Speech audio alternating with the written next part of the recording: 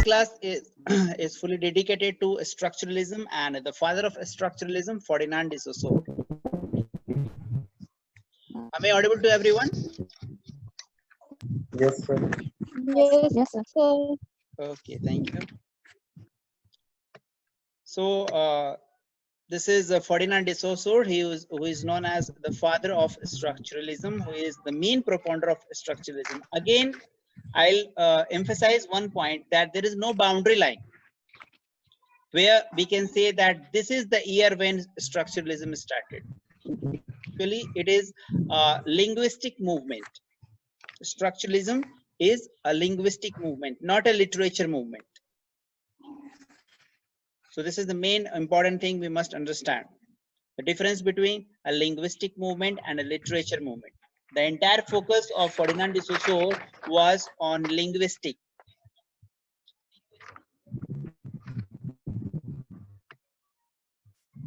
Before I tell you about the structuralism and Ferdinand de Saussure, you must know few terms that will come again and again when we will talk about structuralism. So you must remember these terms and understand this term. That is very, very important. First is semiotics. Semiotics is the science of the study of science. Here you can see sign is used as a pun.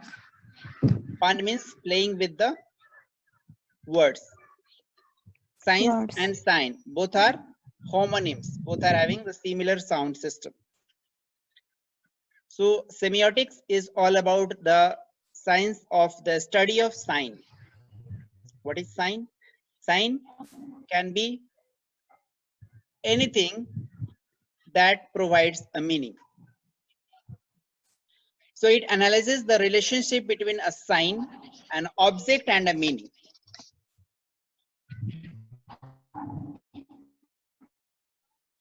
The sign represents the object or referent in the mind of the interpreter. It is an investigation into how meaning is created and how meaning is communicated. The structuralism is fully depend upon finding the meaning of a text.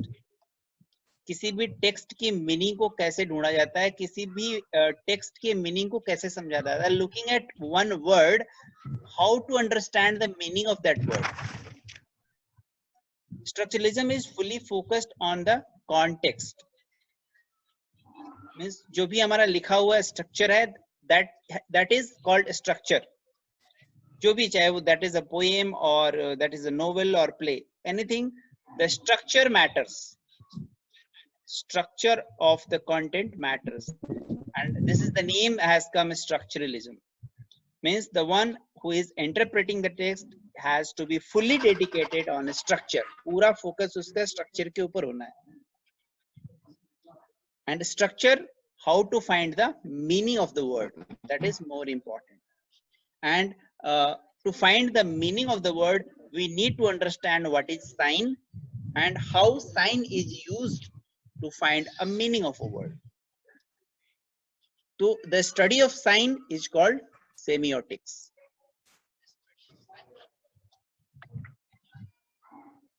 It was defined by one of its founder, Swiss linguist Ferdinand de Saussure, as the study of the life of science within society. Although this word was used for the first time in 17th century by philosopher John Locke in his essay Concerning Human Understanding. Okay, so we need to understand what is sign. Can you identify the sign? Yes, sir. What is this? McDonald's. Okay. McDonald's. So this is a sign, and by looking at this sign, we get an object in our mind. We get a concept, isn't it? Yes, sir. Okay. So Yes, sir. a sign can be Like a symbol, sir. exactly anything can be the sign. Even Alphabet can be a sign. A, B, C, D. Anything can be a sign. A sound can be a sign. Anything that communicates some meaning can be a sign. So in semiotics, a sign is. Symbolism से नहीं मिल रहा है? Pardon? Symbolism movement से sir. Sir, it matches with the symbolist movement then. Yes, actually symbolist movement was quite different. Symbolism means symbol was used to represent the meaning, but how to read the symbol is structuralism. Symbolist movement में symbol को use किया गया meaning को represent करने के लिए. Represent तो कर दिया, अभी उस meaning को पढ़ना कैसे? Okay, that is structuralism. अच्छा. Okay sir. Got it? Okay, so sir. semiotics, in semiotics, a sign is anything that communicates a meaning. A sign can be an emotion, it can be a gesture, image, sound, pattern, or event that conveys meaning. So anything can be a sign, but it must convey a meaning. I hope this definition is clear. What is sign? Yes, sir. Yes, sir. Now, in semiotics, there are 3 types of sign. As we saw that anything can be sign. So, how to categorize the sign? So, Ferdinand de Saussure and Noam Chomsky, these are the 2 structuralists, great structuralists. They have divided the sign into 3 categories. And we must understand each category. The first category is called iconic sign. This is the iconic sign. The second is indexical sign. And the third is symbolic sign. What is the difference between these 3? Can you see the first figure of a cycle? Yes, sir. What does it represent? Bicycle. Very right. So whatever the figure, it represents the same. And the second figure is Danger. It's indicates danger. danger. That means it is representing something else, isn't it? Yes, sir. So the second sign is called index, that represents something else. It sometimes also represents poisonous or dangerous. Yes. And what about the third sign? It can be anything, sir. Not particular. Anything. It depends upon our learning. Yes, yes. Yes, sir. Do we know the sign? Because the meaning of this sign can differ from person to person. What is it, sir? I can't recognize it. This is called Leviathan sign or Saturn's cross. Okay, sir. Okay, so these are the 3 types of sign that I am going to explain in detail. The first is called an iconic sign. An iconic has a physical resemblance to the signified, the thing being represented. जो दिखता है वही होता है. That is called an iconic sign. Like a photograph of a cycle is a good example, as it certainly resembles whatever it depicts. Cycle दिख रहा है तो cycle ही है. Yes, sir. Indexical. An index shows evidence of what is being represented. Using the sign, we are representing something else. A good example is using image of smoke to indicate fire, or a skull and crossbones emoji that was there in the previous slide. That means the substance is poisonous or deadly or dangerous. And symbolical has no resemblance between the signifier and the signified. अभी ये word जो signifier and signified बार बार आ रहा है ना, some of you may not clear about this meaning, what is signifier and what is signified, but एक चीज आपको clear हो गई होगी कि it has no resemblance with the meaning. इस sign का meaning क्या है? That depends upon our learning and that differs from culture to culture. So the connection between them must be culturally learned. हमारे culture में इसका meaning कुछ और हो सकता है, in some other country that means something else. And the example that I have given is the Leviathan cross, which is sometimes referred as Saturn cross. Yes, sir. So in the Saturn cross, general meaning क्या है इसका? The double cross symbolizes protection and balance between the person, और उसके नीचे एक infinity sign है. That infinity sign underlines the constant and infinite nature and most likely symbolizes the eternal universe. But this sign differs from culture to culture, country to country, and we have to learn the culture to understand the symbolical sign. So by now you must have understand the types of sign, because we are going to have a practice on this, because these are the very important things. Yes, please. Sir, it means that icon में एक ही meaning निकलेगा, index में 2-3 meaning निकल सकते हैं, और symbol में आपके पर्सपेक्टिव पर है कि आप कितने मीनिंग निकाल सकते हो. ये बिल्कुल एग्जैक्टली. इंडेक्सिकल में आपका वर्ड लिखा कुछ और होगा और रिप्रेजेंट किसी और को कर रहा होगा. Okay sir.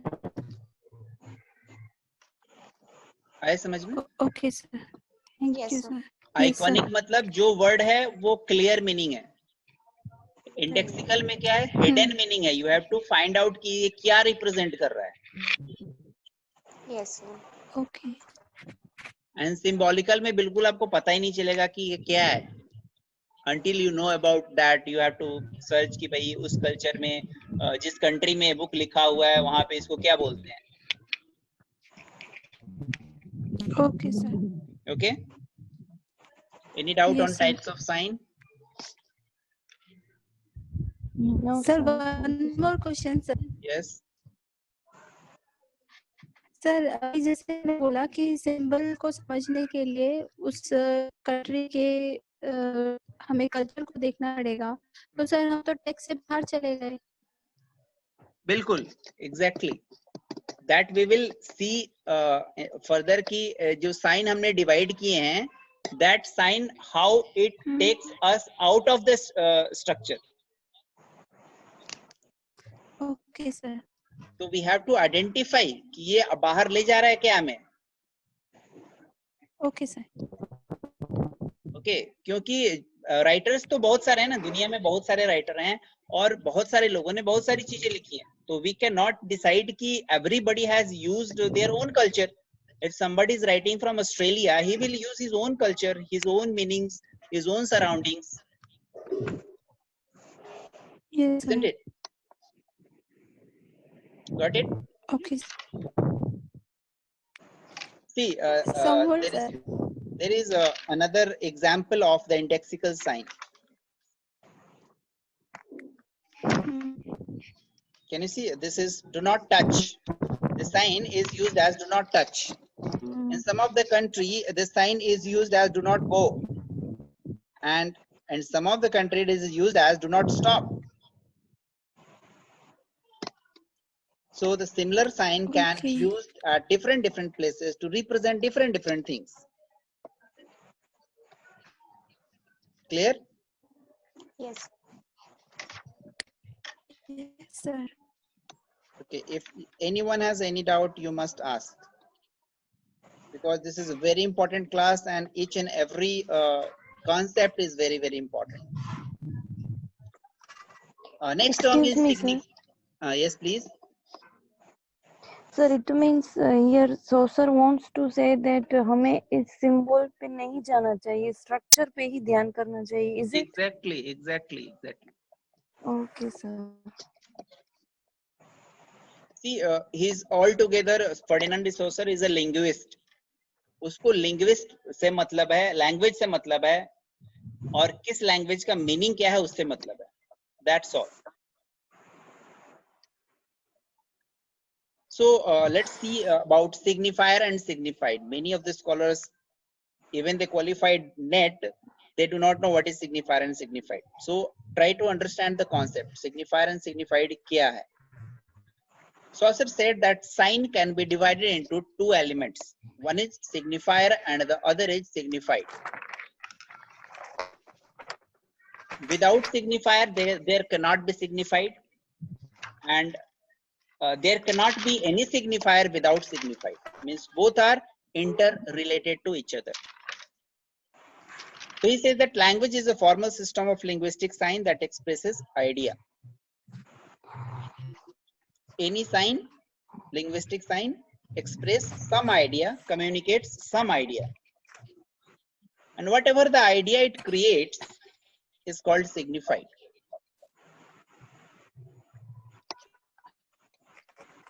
So every sign has two inseparable sides. The one is signified and the other is signifier. So signifier is the form of a sign. The form might be a sound, a word, a photograph, facial expression, a painting of a pipe, etc. Anything can be a signifier. Signifier means the object. And signified is the concept or object that is represented. The concept or object might be an actual pipe, the command to stop, a warning of radioactivity, like that.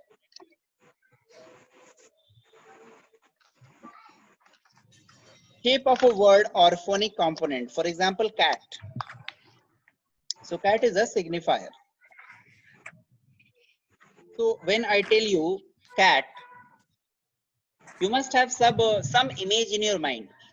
दिमाग में कुछ आया होगा कि cat कैसा होता है. And whatever the concept that has come to your mind is called signified. The word cat is a signifier. What concept it gives is signified. Like I tell you 1st April. So 1st April is a sound that I am creating. But what type of concept it gives you? It may gives you the concept of it's April Fool. April Fool Day. Yes, sir. Yes, sir. So what is the signified? April Fool is the signified. 1st April is the signifier.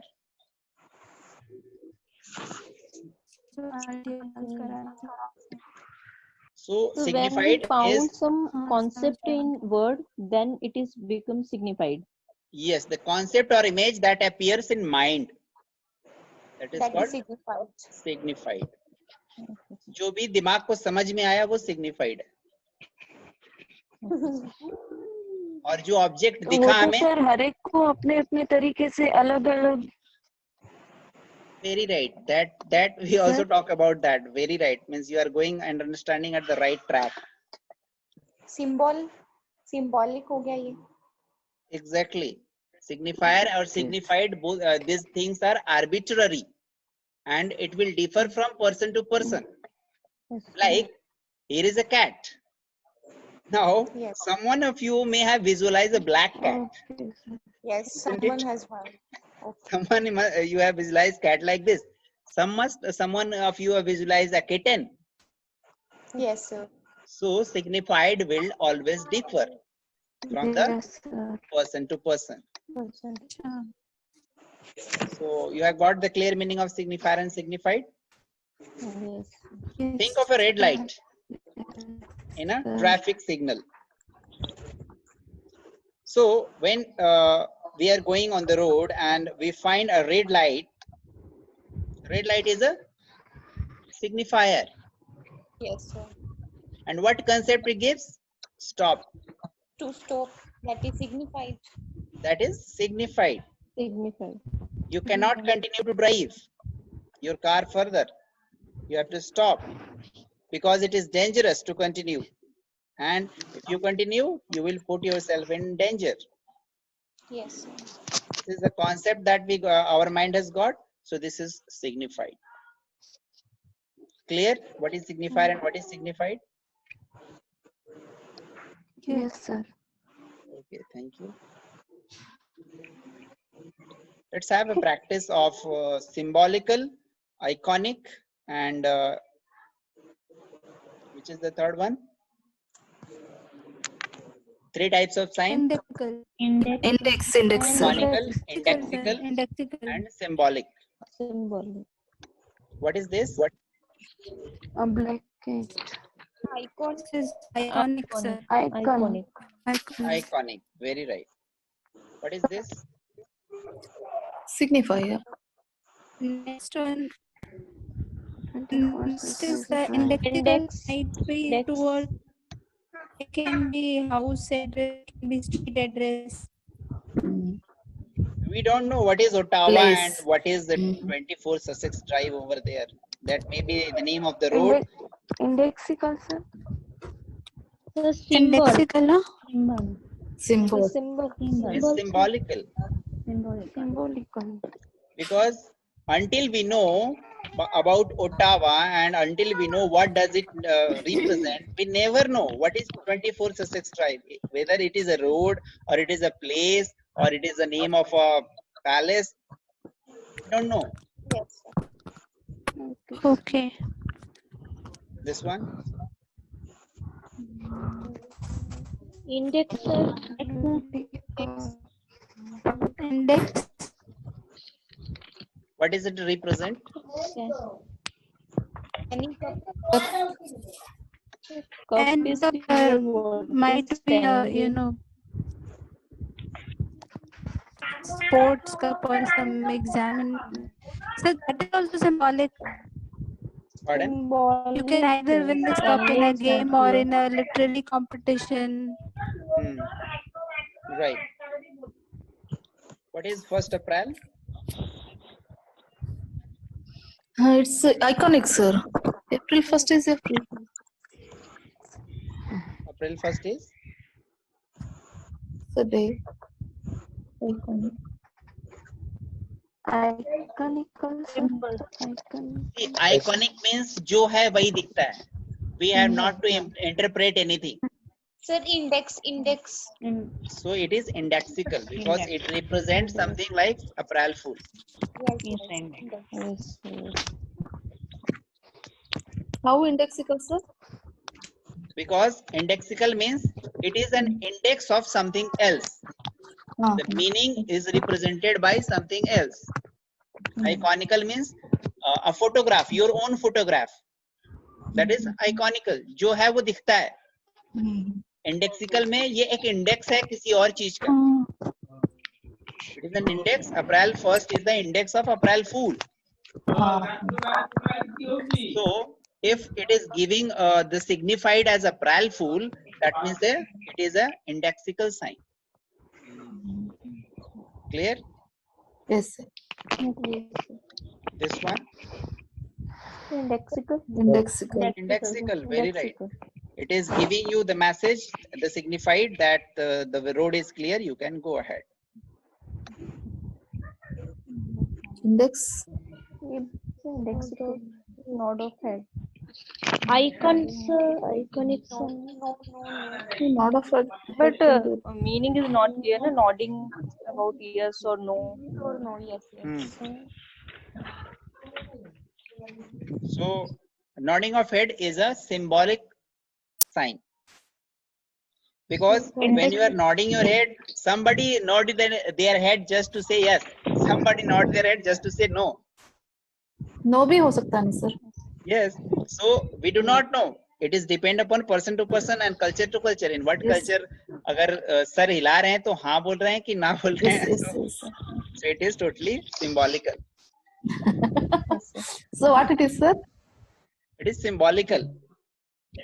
Because we have to learn according to culture. अगर मैं आपके घर में जाता हूँ तो आपके घर में लोग अगर सर हिलाते हैं तो हाँ है कि ना है, then that I have to learn. Sir, what kind of sign is that? Nod of head. So it is symbolical. Symbolical. The sign that we have to learn culturally is called symbolical sign. I hope you have got the enough practice of these 3 signs. Yes, sir. Yes. Now, the thing that you were talking about, that every signified can have different signifiers, and that is called arbitrariness in the language of Ferdinand de Saussure. So the relationship between the signifier and the signified is arbitrary. Arbitrary means it can differ from person to person. The signified may differ. Sir, it's not in the book. Pardon? These things are not in the book, right, sir? Or it is given somewhere? Actually, I am taking the deeper things to make you understand. Okay, sir. Okay. Okay. So that you can understand the book language. Otherwise, you keep on watching YouTube videos, you will never understand these things. So I am trying to bring down to the lowest level to make you understand. Thank you, sir. So the relationship between signifier and signified is arbitrary. Arbitrary means the signified can differ from person to person according to their age, their perspective, their understanding, their education. If I take a word women, okay, so if I say the word woman, a child will perceive the image of a mother, whereas a lover will perceive the image of lovey, whereas a priest may perceive the image of goddess. So each time the signified will differ, whereas the signifier is same. So that is called arbitrariness.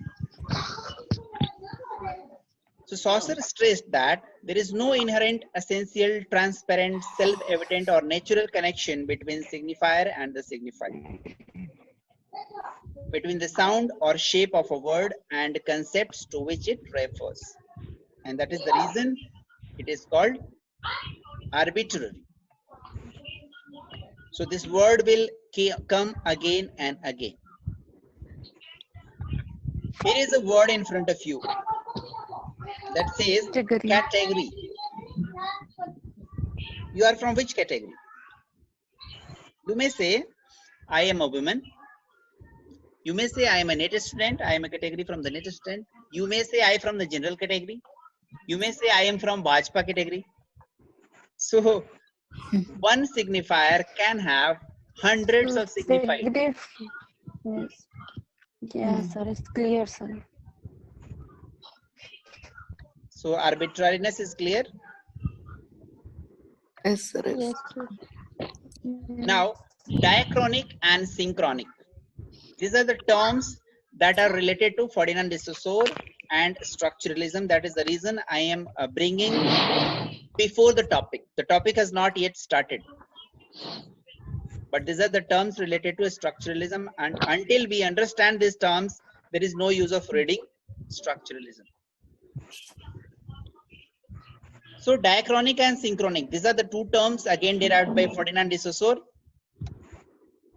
Saussure concept of phoneme and his idea that phoneme exists in two kinds of relationship, diachronic and synchronic.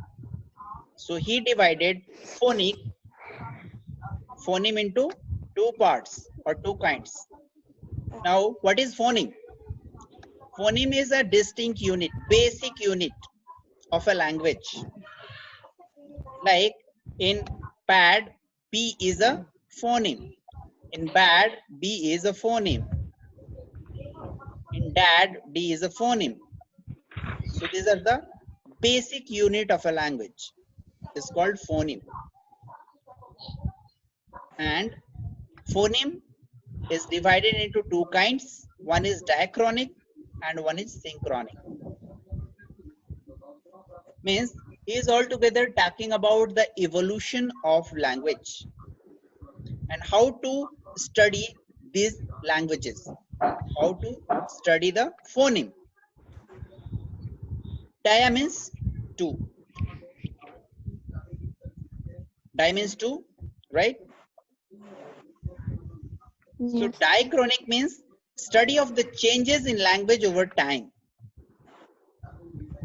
how the language has evolved over time.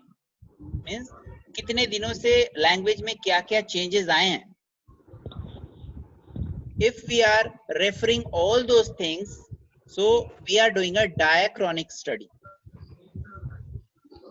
So it refers to the study of how a language evolves over a period of time. Whereas synchronic linguistics is that it is the study of a language at one particular time, usually the present time. आज के दिन जो भी language है, चाहे वो कैसे भी आया हो, whatever the means it has come, we need not to bother. Whatever the language is presently today, if we are focusing on that language, that is called synchronic study or synchronic linguistics. So structuralists were fully devoted to synchronic study of the language. They were not bothered about diachronic study. ये language यहाँ तक इस form में कैसे पहुंचा?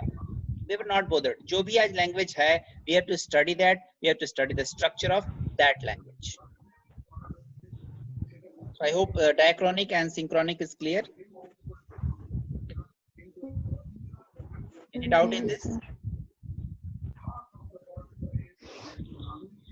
किसी को कोई doubt इसमें? Okay, the next concept that they have given is, yes, the please. synchronic. Yes, please. Can you repeat the synchronic one? Synchronic one. Diachronic and synchronic.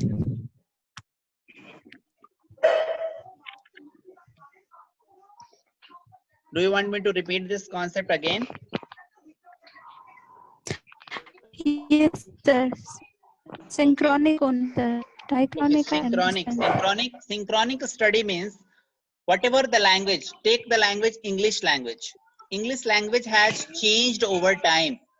Like in the Chaucer time, we had the East Midland, West Midland. Then gradually the standard of the language has changed. So whatever the language is today, the postmodern language, we are living in the postmodern era. So whatever the language is existing today, we have to focus on that language only. ये language कैसे बना? We have, if we are focusing कि ये language कैसे आया, if we are taking history into account, historical context, then it is diachronic study. Di means two.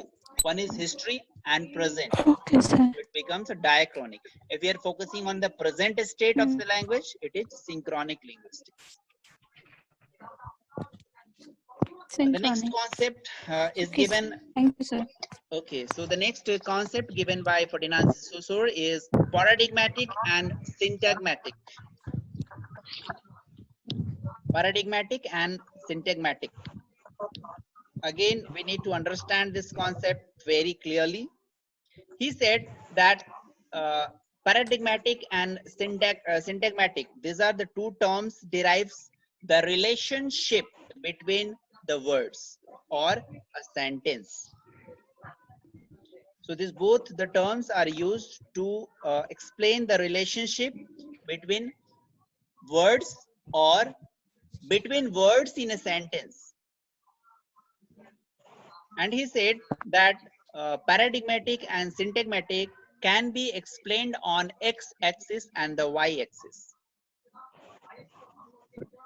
So he explained this one as an x-axis, means syntagmatic is explained on the x-axis and paradigmatic is explained on the y-axis. थोड़ा सा math लगाते हैं यहाँ पे, तो according to this X axis पे हम सिंटैग्मेटिक को रखेंगे एंड वाई एक्सिस पे पैराडिग्मेटिक को रखेंगे. Horizontal line syntagmatic, vertical line paradigmatic. And here is the sentence. Okay, the sentence is, the ridiculous girl fell into the pond. So this sentence is parallel to which line? This line. So this sentence relates to syntagmatic. And how it relates? what is the relationship between the, ridiculous, girl, fell? So whatever the relationship of words in this sentence is called syntagmatic. Whatever the relationship among the words in a single sentence is called syntagmatic. Any doubt? No. So like a grammatical, sir. Pardon? It looks like more grammatical structure. Yes, very right. We are talking about linguistic, not literature. तो linguistic में आपको ऐसी Okay, sir. syntactical structure ही मिलेंगे. तो syntagmatic, from the word itself, it is clear, syntax, isn't it? So whatever the relationship Yes, sir. between the words is called syntagmatic. And what is paradigmatic? Any word which meaning can be replaced by some other meaning. Any word which can be replaced by some other words is called paradigmatic. Like a ridiculous can be replaced by silly, foolish, funny, crazy, clumsy. A girl can be replaced by a person, woman, lady, princess, child. Fell can be replaced by jumped, tripped, plunged, walked, ran. Pond can be replaced by river, lake, sea, ocean, and pool. So these all are the paradigmatic. I hope it is clear. Yes, sir. What is paradigmatic and syntagmatic? Sir, does it mean the prepositions do not change, sir? Preposition? Do not change in paradigmatic, sir? Yeah. Prepositions or conjunctions cannot change. Okay, sir. Only we can change the noun and the verbs. Okay, sir. So syntagmatic relationship is the horizontal or the really a linear relationship, whereas paradigmatic is the vertical relationship that exists among the words belonging to the same grammatical class that may be substituted for one another. In syntagmatic, the first word of a sentence stands in a syntagmatic relationship with the second word and it goes on up to the last word. First word और last word के बीच में जितने relationship हैं, they all are the part of syntagmatic. Paradigmatic, this relationship is based on the systematic organization of a language. It is a choice relationship also, as many words belonging to the same grammatical class or category exhibit, and we can change any word according to our choice.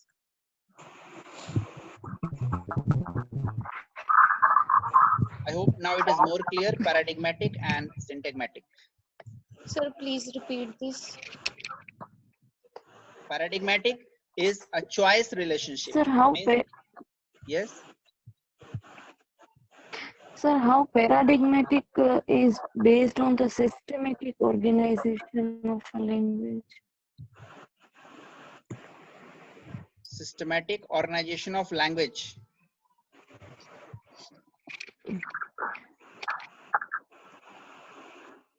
This relationship is based on systematic organization of language. That means the organization, the words that is being substituted has to be from the same organization.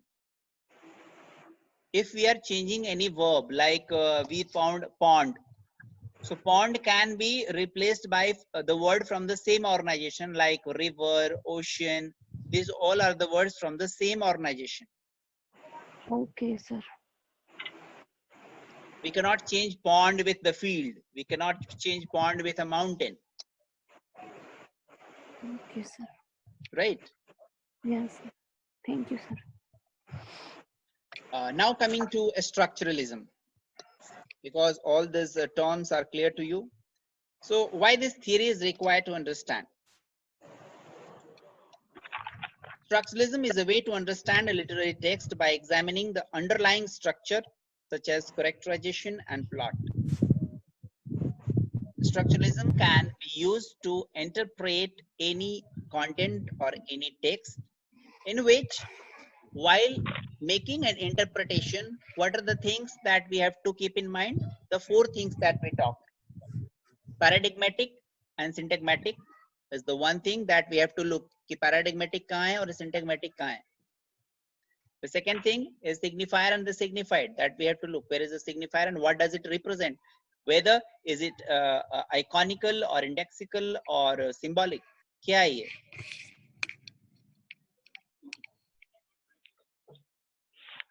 So these are the things that we have to look while we are doing the interpretation from the structural point of view. It attempts to show how this pattern were universal and could thus be used to develop general conclusion about individual work and from the system from which it has emerged. Structuralism was a movement that started in 1950s. There is no particular year where we can say that this is the year when structuralism started. Structuralism was a movement against existentialism, and it was first seen in the work of Claude Lévi-Strauss, who was a French philosopher. But Ferdinand de Saussure is known as the father of structuralism, not Claude Lévi-Strauss, because he was the one who had just started, but it was Ferdinand de Saussure who popularized this.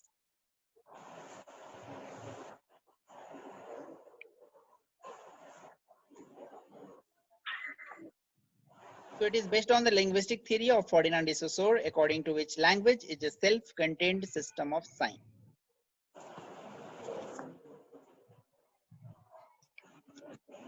The statement given by Ferdinand de Saussure is very important. Language is a self-contained system of sign.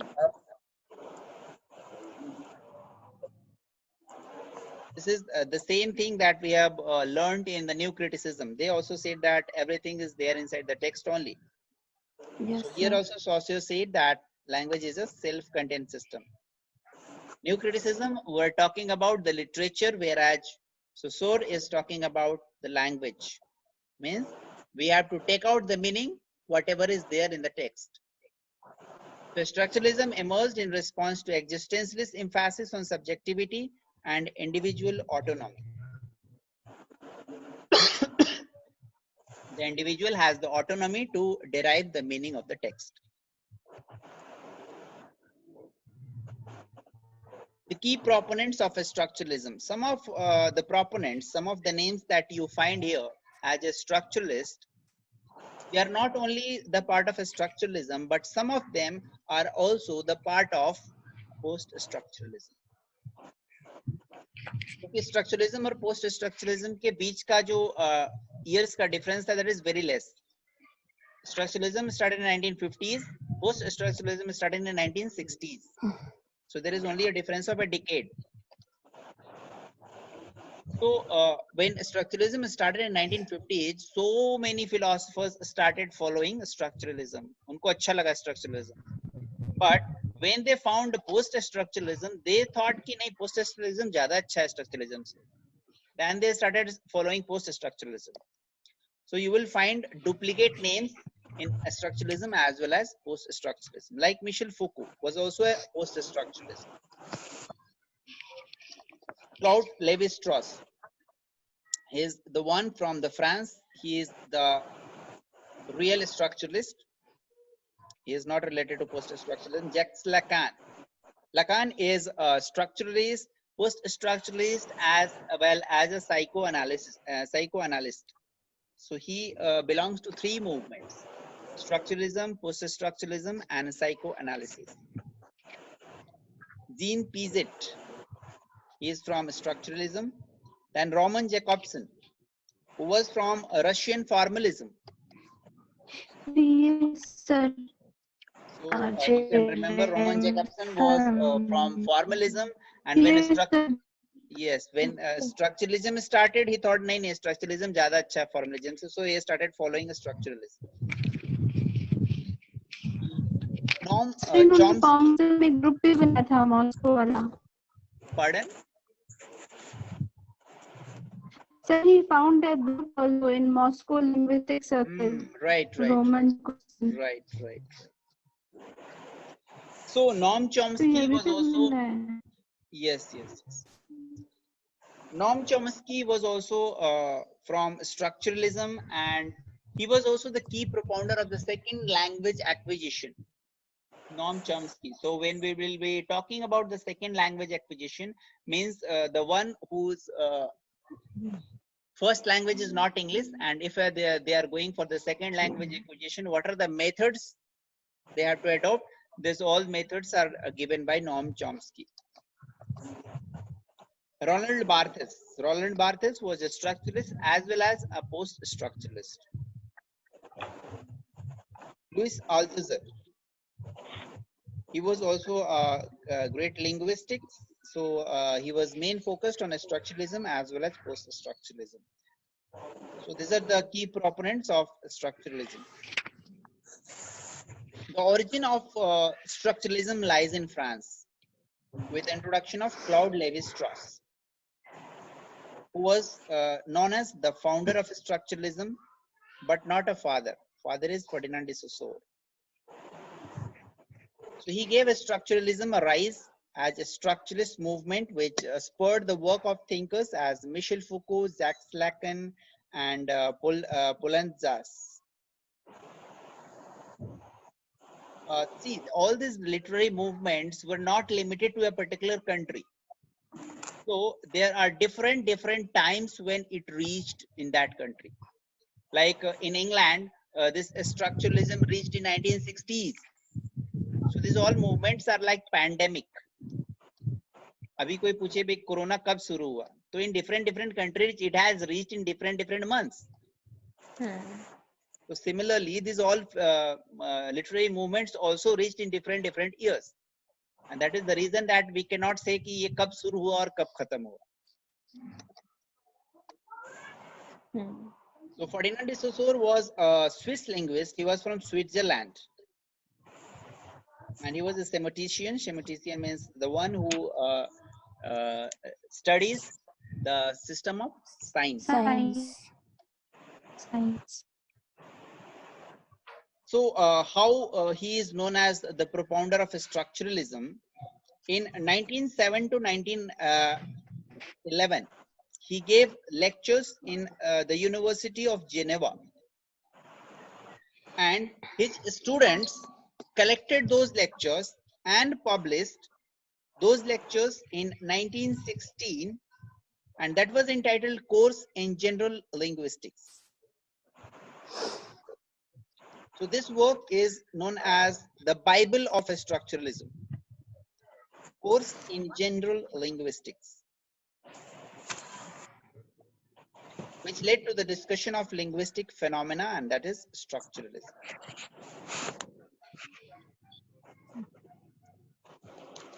Although this term was first used by Roman Jacobson in 1929, the structuralism was used by Roman Jacobson while he was in the formalist movement. That time he has used structuralism for the first time. Ferdinand de Saussure moved away from the prevalent historical and philological study of language, that is diachronic, and he focused on synchronic study. Now you are able to know what is diachronic study and what is synchronic study. Yes, sir. So the entire focus of Saussure was on the synchronic study, that is the study of language without taking history into account. He said that things cannot be understood in isolation. They have to be seen in the context of the larger structure that they are part of. He meant to say कि किसी भी word की meaning को समझना है तो उसको दूसरे चीजों से जोड़ना पड़ेगा.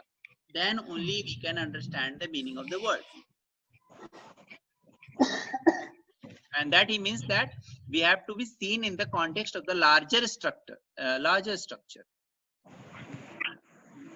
The context of larger structure do not exist by themselves, but are formed by our way of perceiving the world, and hence the term structuralism. Claude Lévi-Strauss gave the term binary opposition, but it was explained by Ferdinand de Saussure. The name binary opposition is a very important term. Binary is the word that has appeared in computer, whereas 0 and 1 are known as the binary. So Ferdinand de Saussure says that to understand a particular term, to understand meaning of a particular term, we have to find the binary opposition. What is this? Chair. So Chair. how we can say that this is a chair? We can say it anything, like a table, like a bed. Why No, we are sir. saying it's a chair only? Because it is not bed, it is not table, it is not a tree. So he said that to understand the meaning of a particular term is only possible when we know the other terms. Okay. Like here is a Cow. cow. Cow. We can say it a buffalo, we can say it a horse, we can say it an elephant, but no, because we know that it is not an elephant. अगर हमें पता नहीं होता कि और भी कोई जानवर है क्या दुनिया में. So to understand the meaning of a particular word, we must know the relationship with other words. That is a greater context. And for that, he gave the word binary opposition. And he said that we know a man. Why he is a man? Because he is not a woman. There is a word masculinity that is opposite of femininity. So one who is having a masculine character is only masculine because he is not feminine. One is active because he is not passive. One is strong because he is not weak. One is a worker because he is not a master. But it's not mother, it's master. Natural, cosmetic. Intelligent, inferior. Independent, dependent. Like opposite words. First, he said that. Sir यानी नहीं दूसरे पर depend है. See, he said two things. First, पहला thing ये था कि anything cannot exist in isolation. कोई भी चीज isolation में exist नहीं कर सकता है.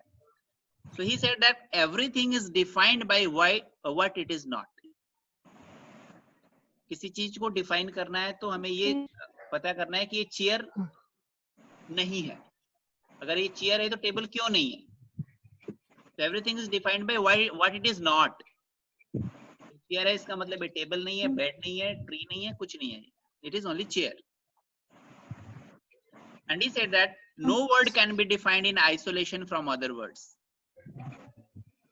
हमें relation बनाना पड़ेगा तभी समझ में आएगा. So he said that binary opposition is a key concept in structuralism, and it is a linguistic theory that states that all elements of human culture can only be understood in relation to one another and how they function within a larger system or the overall environment. So this originated as a Saussurean theory in the structuralism. And Ferdinand de Saussure said that binary opposition is the means by which the units of language have value or meaning.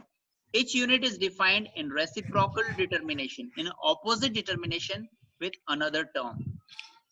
That is similar to a binary code, 0 and 1.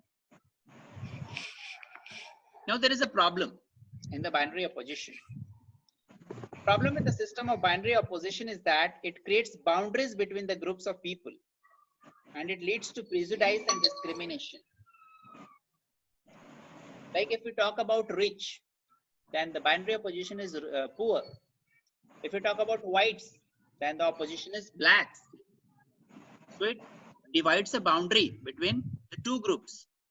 One group may fear or consider the opposite group as a threat, and that can be referred as otherness. Like in if I talk about India, when there were the Britishers in India, there were only two groups. One were Britishers and the other were others. When India was governed by England, Indians were not called Indians. Indians were called others, Britishers and others. That you may still found in some of the defense forces, like officer rank and other rank. So that was all the involvement of England. So the use of binary opposition in literature is a system that author can use to explore the difference between different groups of individuals, such as cultural, class, or gender difference. I'll give you a very beautiful example from the fairy tale Cinderella. Cinderella is pretty while stepsisters are ugly. These are the sentences that has been taken from Cinderella. Cinderella is penniless. She is not having money, while stepsisters have money. So these are the binary oppositions. Cinderella is good, while stepsisters are evil. Loses one slipper but keeps the other. Cinderella has a complete reversal of fortune, as do her stepsisters.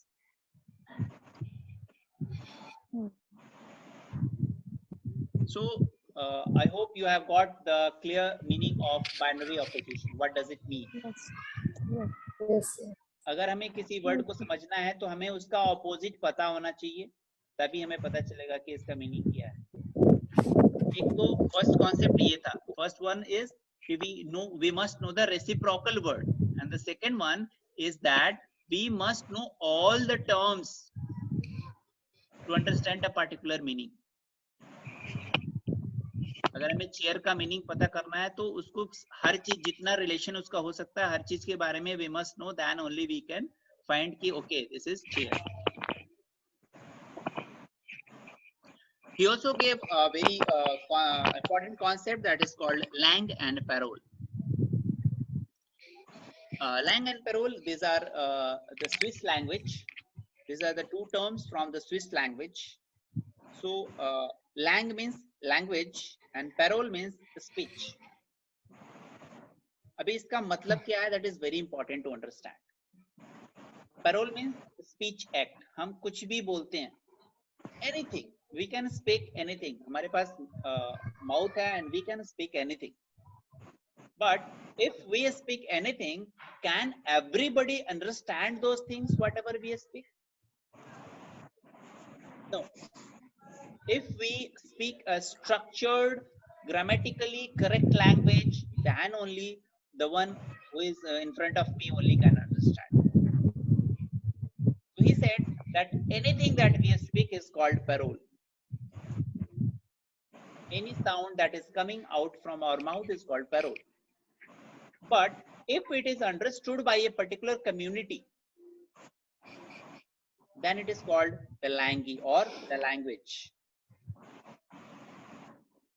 So Saussure gave structuralists a way of thinking about the larger structure which were relevant to literature and separated by the system of langue and parole. So parole is the free will of individual. Means he can speak anything. But if it is understood by a group of people or a community, it is called langue or language. So language is a body of words and set of methods like grammar, syntax, and when it is understood by a community and it is used as a mode of communication, then it is called a langue or language.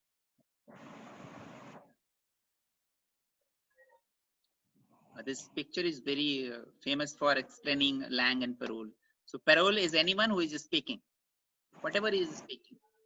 But if his language is understood by the community, then it becomes the langue or language. I hope it is clear. Lang and parole. Yes, sir. Yes. Structuralist language can be in any form of signaling. It cannot only just the speech or words. That means, One question, please. yes, please. Sir, for example, that is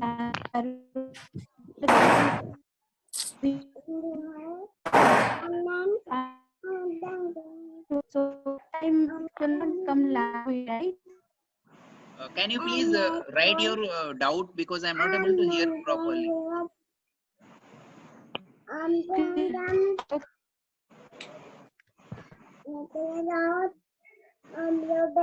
You can type your doubt in the chat box so that I can read and explain. Okay, sir. Till the time I am going to explain about how a structuralist view as a language. Structuralist के perspective में language का क्या view था? So language can be of any form. So to provide a signal, language can be in any form. It can be a speech, it can be verbal, it can be non-verbal, it can be a form of gesture.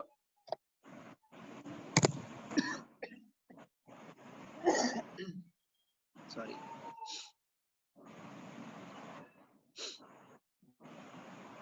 So here is one figure that expresses something, like it is a red color, it is a square, something, it depends. The second figure is stop. This is again giving a signal that you have to stop on the road, or wherever this sign is given, you have to stop there. So these all are the signs. That is again the traffic light, that is you giving a communication. Now, a very important term that is given by Ferdinand de Saussure is phonocentrism. Phone means sound, and centrism means center. Means sound is the center of study. Saussure said that the speech act or the sound language is superior to the written language. He says that written language is also a part of sound language.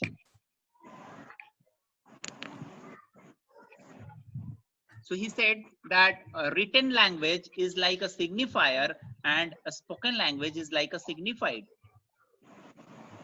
If we write anything and if we cannot pronounce it, अगर हमने किसी चीज को लिखा है और उसको पढ़ के बोल नहीं सकते, then it has no meaning. Anything which is written, अगर हमें उसको समझना है, then we have to speak. और जब बोला हमने उसको, then it is a speech act. So a speech act is more superior than the written discourse. So Saussure was focusing on the linguistic shine, and he phonocentrically privileged the spoken word, referring specifically to the image or the sound image or sound pattern. And he saw writing as a separate and the secondary language that is dependent on the sound system. So within the separate system of written sign, a signifier such as the written letter T, he is taking the example of a letter T. A letter T is written on some page. So if you have to understand that letter, you have to pronounce the word T, pronounce the letter T. When we pronounce the letter T, it becomes a signified. When it was written, it is like a signifier. When we have read it by speech act, it has become signified. So altogether, he meant to say that speech act or a sound language is superior to the written language. Sir, excuse me, sir. Voice problem, sir. Voice problem? Okay. Sir, sir. Yes, sir. Yes, sir.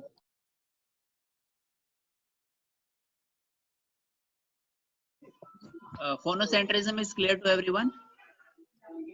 No, sir. Please No, repeat. sir, please Please repeat once more. Okay, fine. Sir. Saussure main concern was the sound system, sound pattern or the sound language. He said that whatever we speak is superior to whatever we write. Because when we write something and when we have to find the meaning of a written word, we have to speak first.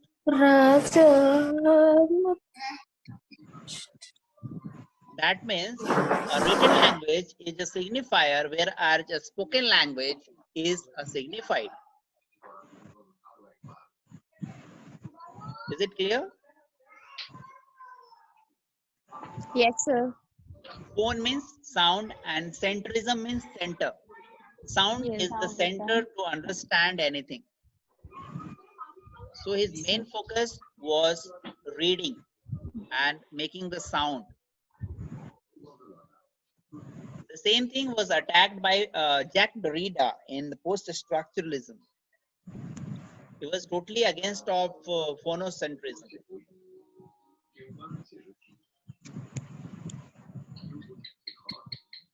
Now, what are the strengths of structuralism? This theory focuses on the author's intention, because we are finding binary oppositions, we are finding signifier and signified. So whatever is given by the author, we are trying to find the author's intention. And it focuses on the objective interpretation without clouding the text with subjective or emotional interpretation. Emotional and subjective interpretation are prohibited in structuralism, just similar to new criticism. So whatever is written in the text, we have to identify, we have to analyze the same text. This theory also have some weaknesses, like it is difficult to know who controls the meaning of a text, whether it's an author who is controlling or whether it's a reader who is controlling. Reader looks only at linguistic structure and he is not permitted to have emotional attachment to the text. And it does not permit us for the different interpretations. So we can conclude structuralism like all meaning depends on structure, which lies behind every sign. So to analyze any text, we must understand each and every word. हर एक word के sign को समझना है and how it relates to the other larger parts. We are not concerned about any historical development. That is, we are not concerned about diachronic system. Rather, we have to focus on synchronic study. It says that signs are arbitrary. The signified are arbitrary. Signifiers do not point to the things, but they point to the concepts, that is signified. So these are all about structuralism. Structuralism is over. Any doubt on structuralism?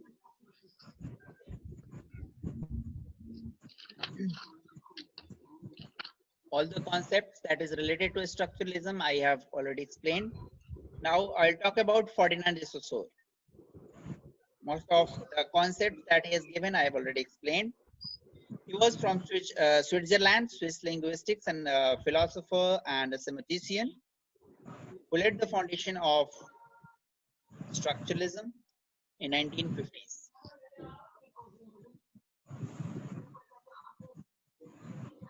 He has formulated 4 major dichotomies in his course on general linguistics. And all the 4 dichotomies I have already explained, that is Lang and Perroll, synchronic and diachronic, paradigmatic and syntagmatic, and signifier and signified. These are the 4 main concepts he has derived in his course in the general linguistics. That was recorded as lecture from 1907 to 1911 that he has given at the University of Geneva. So this was published posthumously in 1916, course in the General Linguistics. It was published in 1916 by his former students Charles Bailey and Albert Seffe. So they have taken a note of his lectures, and their notes were published as course in general linguistics. So his work course in the general linguistics helped Julia Kristeva to derive intertextuality along with Bakhtin's dialogism. So when we'll study about Mikhail Bakhtin, who is a Russian philosopher, about his dialogism, about his heteroglossy and all, so then this term will more be clear. So Julia Kristeva used Bakhtin's dialogism and Saussure's structuralism to derive her own theory of intertextuality.